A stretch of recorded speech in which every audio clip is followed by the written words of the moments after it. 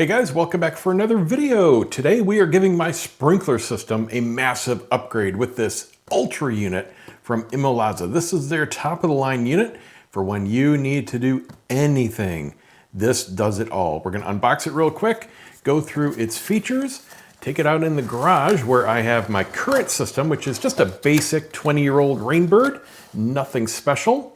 And this is gonna give us full control, save us water, probably a better looking yard, and full smart controls. We've got a note here. We've got our manual, which I'll take a run through, should be really straightforward. One big advantage to these smart systems not only is the smart operability, but they're easy to use. And that's something you can't say about the standard units that you get at Lowe's or Home Depot, like Rainbird. So we've got these wiring labels here. We have a wiring diagram. It is pretty much, if you've done a thermostat, it's almost identical. We're just connecting leads to the appropriate inputs, and that's it. We've got power, ground, pretty simple stuff. If you need to mount this, here's your easy guide for drilling your holes. This comes with an outdoor box. So we do have a lock, which is amazingly not included on a lot of outdoor stuff. We have brand new homes being built here all the time, and it's crazy that they're providing outdoor utilities like hot water heaters with no lock. So kids are going around and just flipping them up and causing havoc. But no worries about that. You've got yourself a lock. I'm just covering up the activation and pin number and all that kind of stuff on the sticker here. This is the complete interface. We've got some easy push buttons like a remote control. We've got some LEDs and a reset button. The app handles everything else. Let's see what's inside this bottom cover. We have our basic instructions, how to start a zone, pause, stop watering, pretty self-explanatory. Next and previous zone. We've got our power cord. It is 3-prong and grounded. And they give you all of your wiring nuts, mounting screws. There's our key set. They even throw in some zip ties. So here's my existing controller. I just unplugged it. It's on battery power. First step is take pictures or video of your current setup and especially your wiring. So if you do need to go back to any other configuration, you've got documentation. Now, just about all sprinkler systems are pretty much the same, and we've got common labels here for things, so it should make it super easy for identifying. What you want to especially pay attention to is the coordination between the colors or the markings on your wires and the zones. I'm just going to undo them one by one and use the handy dandy labels here. I'm hoping I've got enough slack, because obviously whoever put this one in shortened it just to the perfect length for the mounting of this box. So I'm gonna have to pay attention to how the new one mounts. Everything detached and labeled. Now I should just be able to take this one mounting screw out and slide the thing off. How you take yours off will of course depend on how it's mounted.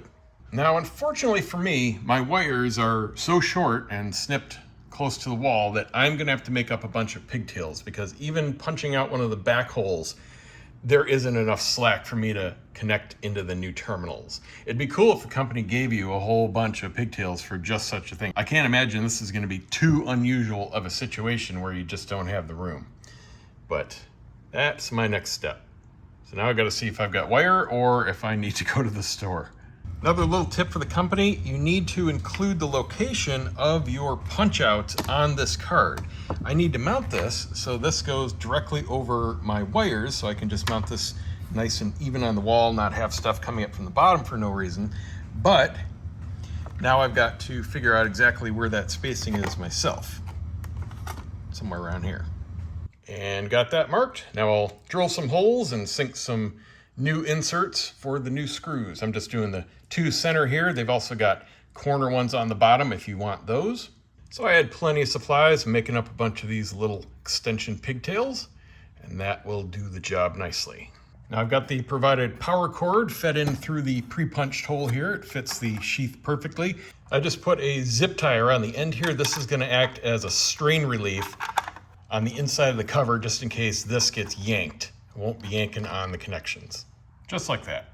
So that's all buttoned up. Now I just have to connect the appropriate wires to the zones and my common. Now, if you've got rain sensors or a pump or all the other configurations, the manual has a wiring diagram for what goes where, but it's going to match system to system. Okay, hopefully we're gonna have the first real world test of this. It's actually been days since I installed this, but Tampa has been under a drought, and coincidentally, the day I first put this on the wall, our irrigation pumps turned off. But they're on tonight, so we're gonna test it. I need power. All right, we have power. I have not yet connected this or set it up in the app. We'll go through all that next. I'm gonna wait for this to initialize. Now, if you want to use this, I don't know why you would, but if you want to use it just as a total manual control, you can.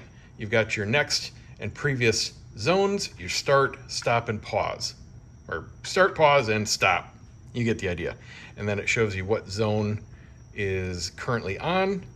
And I believe it's just sitting there telling me it's waiting. Anyway, let's go to zone 1.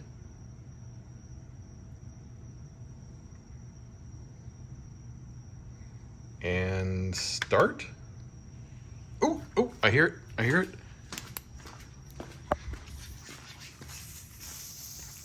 Aha! Success.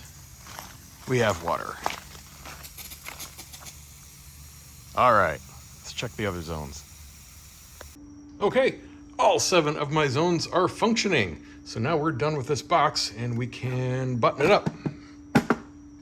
So this system goes from fully manual to ridiculously complex and automated. It really depends on how you want to use it. And it does take full advantage of the cloud, giving you full local weather, connecting to local weather stations for real-time rain data. If you have a flow meter, it will actually show you the accurate amount of water you're using, or you can put in an estimate and it'll just calculate based on runtime and zones, time, and all that. From the app, if you just want to quickly turn something on, you can click Quick Run. Going to schedules, this is what I'll be using since we have to water on a specific day and time, since our pumps are county controlled and they're only on during certain hours of the evening. So here you can just create whatever automatic schedule you like. On zones, you can enable or disable any of the zones on the box itself. And right now in the middle of winter, I'm actually going to disable zone 2. That's my front landscaping and it doesn't need any water outside of summer. And when you disable zones, it just puts them down in the bottom here and grays them out for you. Likewise, right now, 4, 5, and 6, I can also disable. Those are my side bushes and other landscaping. Again, don't need any water outside of summer here in Tampa.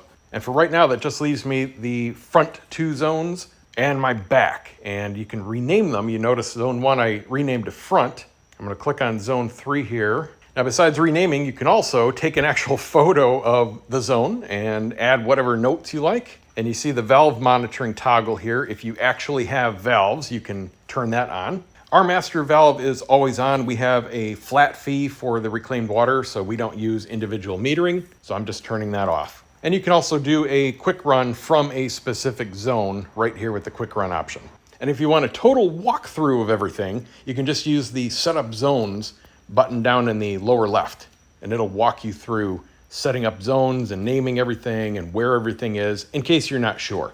And we got a ton of settings in settings as well. Standby mode is great if you're going away or if it's a part-time of the year house. You can automate the whole system coming on and off completely. For those of you up north, this is great for winter. The history tab shows you everything that's ever been done through the app. Events and alerts will let you know if anything is abnormal, including bad wiring. Advanced button settings is simply advanced instructions for using the physical controls and different things that they can do. Controller settings has a lot of stuff in it, and I've just blurred stuff about my account and location and things like that. You can control how the lights act on the device. You can rename it. This is helpful for integrating with your smart home. Tell it whether you have rain sensors or a physical weather station attached to your device, in which case you may not want to use the public ones. How you want it to interact with those sensors, if at all. If you've ever noticed your system coming on and making a big clunk sound, you can turn on the minimize water hammer. What this does is turn the valves on slower